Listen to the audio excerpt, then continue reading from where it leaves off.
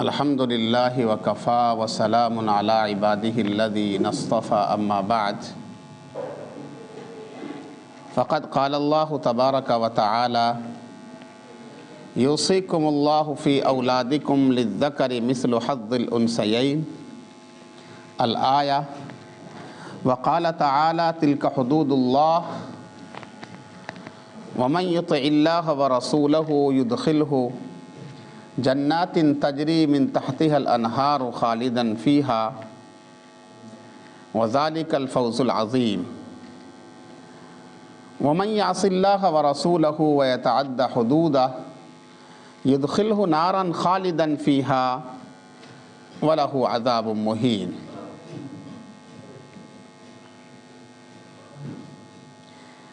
اسلام کے اندر جیسے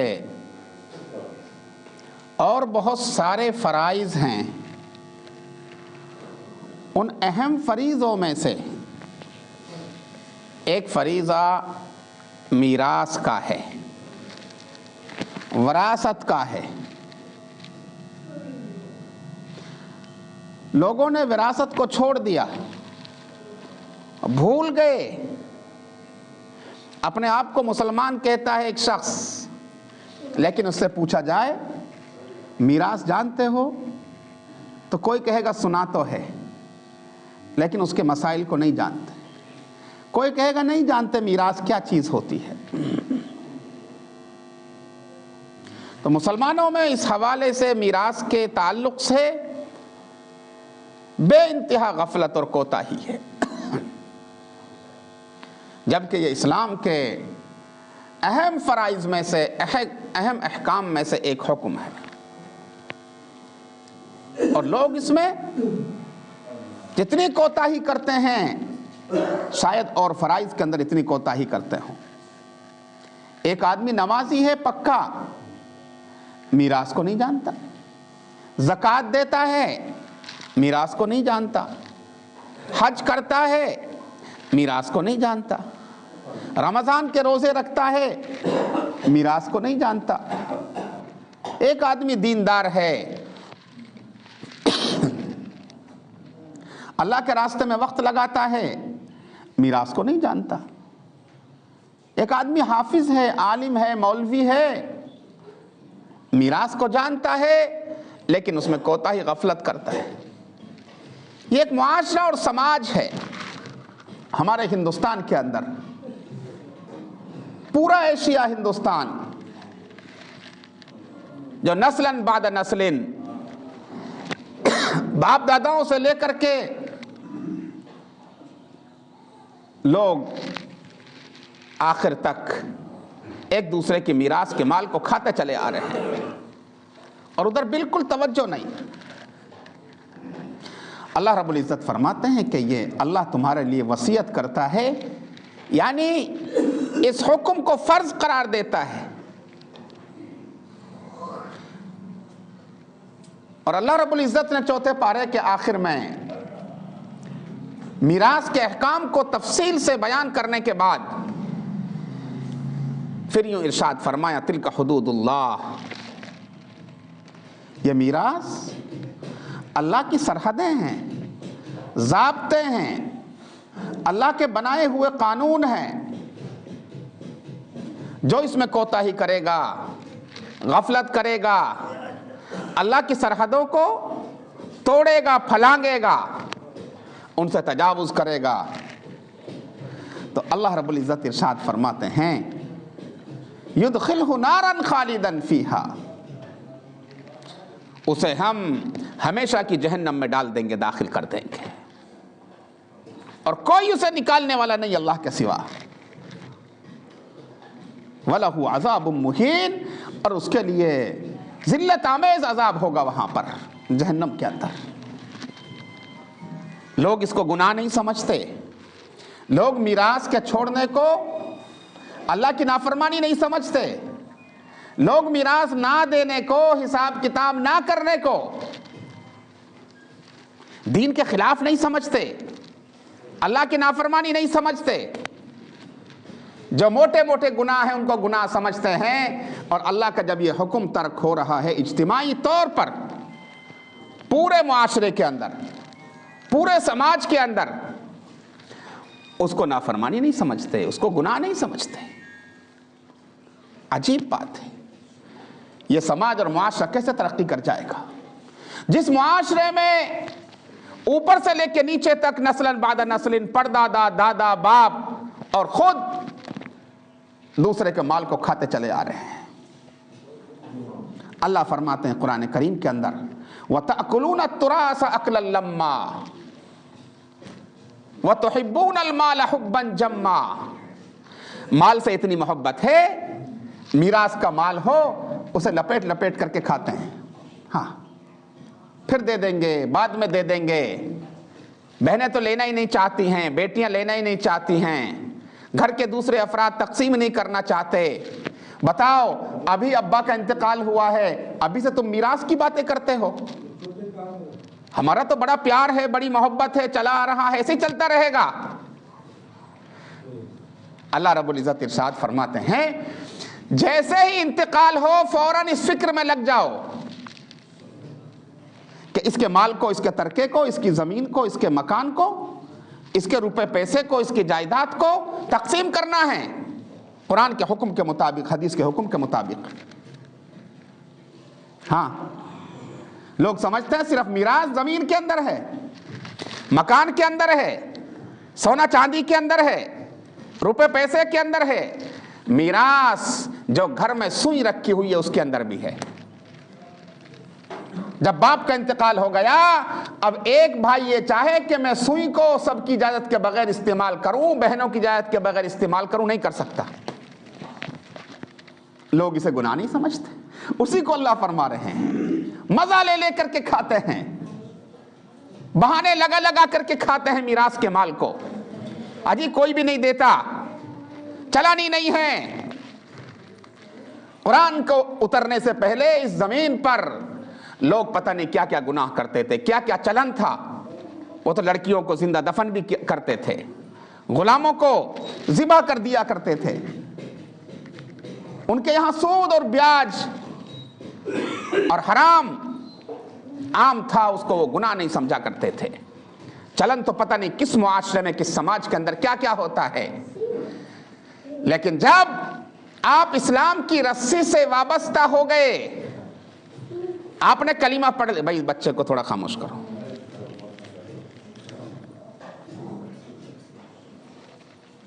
जब आप इस्लाम में दाखिल हो गए, आपने कलीमा पढ़ लिया, ला इलाहा इल्लल्लाह, अल्लाह के सिवा कोई हमारा माबूद नहीं, यानी हम किसी की नहीं मानेंगे, अल्लाह की मानेंगे। सब कुछ अल्लाह के हवाले है। मुहम्मदुर रसूलुल्लाह, और मोहम्मद सल्लल्लाहु अलैहि वसल्लम को अल्लाह का पैगंबर, सच्चा रसूल मानेंगे। जो खबर वो देंगे, जो बात वो बताएंगे, वो सच्ची, और पूरी दुनिया की बातें गलत और झूठी। ये मतलब होता है कलीमा पढ़ने का, ये मतलब होता है मुसलमान होने का, इस्लाम का। तो अल्लाह फरमाते हैं, ये मीरास अल्लाह का हुक्म है, जिसे तुम खाते हो, अदा नहीं करते, और फिर शिकायतें करते हैं, बरकत नहीं होती, परेशानी आती है, मुसीबतें बहुत हैं, कभी कोई बीमार, कभी कोई बीमार, कभी कोई बीमार, अब के ये परेशानी, अब के वो परेशानी। जब आपको यह होश ही नहीं होगा कि हमारे माल के अंदर हराम का माल मिला हुआ है, एक दूसरे के माल को हम खा रहे हैं, हड़प कर रहे हैं, इस्तेमाल किए जा रहे हैं, फिर ये शिकवा करना, ये बेजा है, नहीं करना चाहिए। हराम से तो परेशानी आएगी, गलत से परेशानी आएगी, आपका नहीं है। कोई कहता बेटों का हक है, बेटे तकसीम कर करके उसे खा जाते हैं, सबका हक है। अल्लाह ने जिस वक्त जिसका इंतकाल होता है, शरीयत के एतबार से जो वारिस है उसका हक है। बाप का भी हक होता है, बेटों का भी हक होता है, बेटियों का भी हक होता है, बाज़ सूरतों के अंदर बहनों का हक होता है, बाज़ सूरतों के अंदर भाइयों का हक होता है, बाज़ सूरतों के अंदर चचाओं का हक होता है, बाज़ सूरतों के अंदर चचा की औलाद का भी हक होता है। और एक सिलसिला है, लंबा सिलसिला है।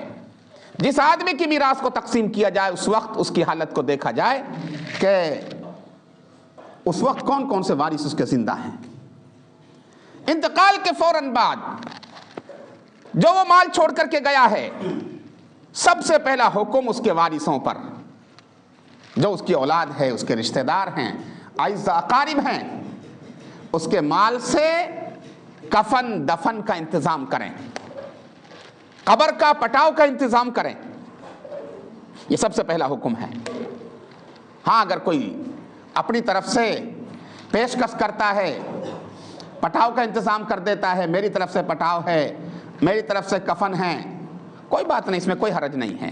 لیکن اگر کوئی نہیں دیتا تو سب سے پہلا حق انسان کے اس دنیا سے رخصت ہونے کے بعد یہ ہوتا ہے اس کے پیسوں سے، اس کے مال جائیداد سے اس کا کفن خریدا جاوے، دفن کا انتظام کیا جاوے، قبر کا انتظام کیا جاوے، پٹاؤ کا انتظام کیا جاوے۔ اور دلی وغیرہ میں تو بہت سارے قبرستان ایسے ہیں جہاں قبر کی جگہ خرید کر کے ملتی ہے، لاکھوں لاکھ روپے کے اندر، جیسے مہندیان کا قبرستان ہے، نہیں جگہ مل رہی ہے، خرید کر کے جگہ ملتی ہے، اس کے پیسے سے جگہ خرید کر اس کے تدفین کا انتظام کیا جائے۔ نمبر 2، اس کے ذمے اگر کسی کا قرض ہے، لین دین ہے، اس کو ادا کرو۔ جب تک وہ ادا نہیں ہوتا وارثوں کے لیے حق نہیں ہے اس مال کو استعمال کریں، اس کو ادا کریں۔ اب ہم دیکھتے ہیں جنازوں میں جاتے ہیں، کوئی وارث کھڑا ہوتا ہے، بھائی کھڑا ہوتا ہے یا بیٹا کھڑا ہوتا ہے اور یہ اعلان کر دیں کہ ہمارے باپ کے ذمے، ہمارے مرحوم کے ذمے کسی کا حق ہو وہ ہم سے آ کر کے لے لے۔ لیکن زیادہ تر اس میں ایسا ہوتا ہے کہ لوگ فارملٹی کے لیے ایسا کرتے ہیں، لیکن جب حق ادا کرنے کا موقع آتا ہے اس وقت پیچھے ہٹ جاتے ہیں۔ میں تو راضی ہوں، بھائی راضی نہیں ہے، میں تو راضی ہوں، فلاں رشتہ دار راضی نہیں ہیں، اور نہیں کیا کرتے ہیں۔ ہاں، اس کا ذمہ دار وہ صاحب قبر ہوتا ہے۔ اور اللہ نے صاف اعلان کر دیا، جس کے مال کے اندر دوسرے کا حق ہے اس کے لیے جہنم کی سزا ہے۔ جو میراث ادا نہیں کرتا اس کے لیے جہنم کی سزا ہے، اور اس کے لیے دردناک اور ذلت آمیز عذاب ہے۔ اس کا خیال نہیں کرتے۔ تو سب سے پہلے تجہیز و تکفین کے بعد اس کے قرضے کو ادا کیا جائے، ورنہ کیا ہوگا؟ اس کی قبر بھاری ہو جائے گی، قبر کے اندر سختیاں ہوں گی، عذاب شروع ہو جائے گا۔ بہت سارے گناہوں میں سے ایک گناہ اس کے ذمہ یہ رہے گا کہ دوسروں کا حق اس کے اوپر ہوگا جو ادا نہیں کیا گیا اس کے مال سے۔ اس لیے مرنے والا باپ ہو، مرنے والا دادا ہو، مرنے والا بیٹا ہو اور کوئی رشتہ دار ہو، انتقال کے بعد اس کی تلاش میں لگ جاویں، ان کے ذمہ کسی کا حق تو نہیں ہے۔ مرنے والے کے ساتھ محبت اور ہمدردی اور خیر خواہی یہ ہے کہ معلومات کر کے، تحقیق کر کے جتنے بھی صاحب حق ہیں ان کا حق ادا کر دیا جائے اس کے مال سے۔ اس کی فکر کرنی چاہیے۔ نمبر 3، اگر اس نے وصیت کی ہے، اپنے مال میں سے وصیت کر گیا مرتے مرتے، مسجد کو دے دینا، مدرسے کو دے دینا، اتنی زمین دے دینا، اتنے پیسے دے دینا، غریبوں کو دے دینا، یتیموں کو دے دینا۔ ہمارے یہاں رواج کم ہیں، دوسرے علاقوں کے اندر ایسا ہوتا ہے۔ اس کی وصیت کو نافذ کیا جائے، اور وصیت صرف نافذ ہوگی مرنے والے کے تہائی مال میں۔ اس کے مال کے 3 حصے کر لیے جائیں گے۔ 30,000 ہیں، 3 حصے کر لیے جائیں گے، 10,000 میں اس کی وصیت کو نافذ کر دیا جائے گا، اور 20,000 وارثوں کے ہوں گے۔ 1/3 سے زیادہ کی وہ وصیت کرنے کا حقدار نہیں ہوتا۔ اللہ کے نبی صلی اللہ علیہ وسلم نے ارشاد فرمایا کہ اللہ کے راستے میں جو خرچ کرنا ہے، صدقہ کرنا ہے، وہ صحت مندی کے وقت کا ہے، جب تم تندرست ہو، اور اب تمہیں لگا کہ ہم بالکل موت کے قریب ہیں، مرض وفات کے اندر مبتلا ہو گئے، اور اب شاید اس بیماری سے نہیں نکل سکوں گا، اب جو خرچ کرنا اللہ کے راستے میں خرچ کر دو۔ تو اللہ کے نبی صلی اللہ علیہ وسلم نے فرمایا اب یہ پورا مال تمہارا نہیں ہے، اب اس کے اندر دوسروں کا حق ہو گیا۔ ابھی چاہے تمہاری آنکھیں بند نہیں ہوئی ہیں، تم بیمار ہو، آدمی سوچتا ہے بس اب تو میں جا رہا ہوں، اب کیا بچا ہے، اب پیسہ روپیہ زمین جائیداد اللہ کے راستے میں خرچ کر دوں۔ نبی علیہ الصلوۃ والسلام نے فرمایا نہیں، 1/3 سے زیادہ خرچ نہیں کر سکتے، 1/3 سے زیادہ کی وصیت نہیں کر سکتے۔ ایک آدمی مرتے وقت کہنے لگے میرے ذمے تو ہزاروں نماز ہیں، میرے ذمے اتنے روزے ہیں کئی سال کے اور میں نہیں رکھ سکا، میرے روزوں کا فدیہ ادا کر دیا جائے۔ تو وہ فدیہ بھی 1/3 مال کے اندر سے ہی ادا کر سکتے ہیں، اس سے زیادہ ادا نہیں کر سکتے۔ وارث اگر راضی ہو جائیں، جو بعد میں اس کے رشتہ دار صاحب حق ہیں وہ راضی ہو جائیں تو 1/3 سے زیادہ کے اندر بھی نافذ کر سکتے ہیں وصیت کو، اس سے زیادہ کے اندر نہیں۔ اور چوتھا حق جو مال کے اندر ہوتا ہے وہ ہے میراث کو تقسیم کرنا، سب رشتہ داروں کا، اس کا یہ ہے، اس کا یہ ہے، اس کا اتنا ہے، اس کا اتنا ہے، اس کا اتنا ہے، اور میراث ادا نہیں کرتے۔ ایسی محبت رہے گی، ابھی باپ کا انتقال ہوا ہے، ان چیزوں کا ذکر مت کرو۔ شریعت کہتی ہے نہیں، سوئی کی بھی تقسیم کر لو، ہاں، پہننے کا کپڑا ہے اس کی بھی تقسیم کر لو، ساپی ہے اس کی بھی تقسیم کر لو، جوتیاں ہیں اس کی بھی تقسیم کر لو،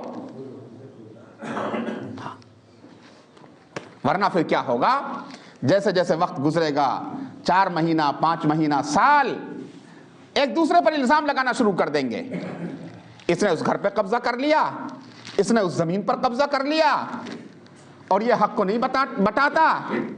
بھائی کیا ہوگا، 2-4 آدمی جمع ہوں گے، برادری جمع ہوگی، پنچایت ہوگی اور ہمارا بٹوارا کرے گی۔ یہ کس کا نتیجہ ہے؟ وقت پر میراث تقسیم نہ کرنے کا۔ بدگمانیاں ہوتی ہیں، دشمنیاں ہو جاتی ہیں بھائیوں کے اندر، دوریاں پیدا ہو جاتی ہیں، خاندان والوں میں دوریاں پیدا ہو جاتی ہیں۔ یہ کس کے نتیجے میں؟ اللہ کے حکم کو پورا نہ کرنے کے نتیجے میں، میراث کے حکم پر عمل نہ کرنے کے نتیجے کے اندر۔ اور پھر اگر تقسیم بھی ہوتی ہے تو صرف بھائیوں میں تقسیم ہو جاتی ہے اور بہنوں کو چھوڑ دیا جاتا ہے، ان کا کوئی حق نہیں ہوتا۔ جبکہ مرنے والے کی جائیداد کے اندر، ترکے کے اندر جتنا حق بھائی کا ہے اس کے مقابلے میں آدھا حق بہن کا ہوتا ہے، جتنا حق بیٹے کا ہوتا ہے اس کا آدھا بیٹی کا ہوتا ہے۔ مثال کے طور پہ کسی کے 2 لڑکے اور 4 لڑکیاں ہیں تو اس کے 8 حصے کر لیں گے، اس میں سے 2 لڑکوں کو دے دیں گے اور 1 لڑکی کو دے دیں گے، اس طرح تقسیم کر دیا جائے گا۔ یہ فرض ہے، مسلمان اس کے اندر بہت کوتاہی کرتا ہے، بالکل رواج نہیں ہے اس کا، اور اپنی قبر کو آخرت کو بھاری کرتا ہے، اس کا حساب دینا مشکل ہو جائے گا۔ پورا معاشرہ اس کے اندر لت پت ہے، کھائے چلے جا رہے ہیں، اولاد کو کھلا رہے ہیں، بتاؤ پھر دینداری کیسے آ جائے گی، برکتیں کیسے آ جائیں گی، سکون کیسے پیدا ہو جائے گا؟ نہیں ہو سکتا۔ یہ اللہ کا فرمان ہے، نبی کریم صلی اللہ علیہ وسلم نے تفصیلات بیان فرمائی ہیں میراث کی۔ علماء اکرام کے پاس جا کر کے، مفتیان اکرام کے پاس جا کر کے میراث کے مسائل کو معلوم کرنا چاہیے اور اس کی ادائیگی کرنی چاہیے۔ اس لیے میں گزارش کرتا ہوں اللہ رب العزت ہمیں اسلام کے جتنے احکام ہیں، فرائض ہیں، ان کو جان کر کے، ان کا علم حاصل کر کے اس کے مطابق زندگی گزارنے کی، ان پر عمل کرنے کی توفیق عطا فرمائیں۔ وآخر دعوانا ان الحمد للہ رب العالمین۔